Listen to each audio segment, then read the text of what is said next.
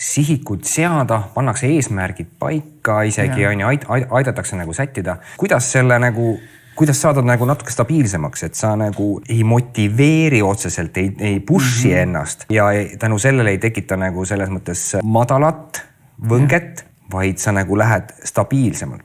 Ma ei täpsustanud seda kogu selle sama mõttemaailma juures, mida mul on kõik need artistid või poliitikud või ärivaldkonnas tegevad inimesed andnud nõu on öelnud, et tõsta oma läbikukkumiste arvu ja mitte aastas, vaid päevas. Et võta 40 asja ette ja vahel kukugi 35 läbi. See nahk muutub palju paksemaks.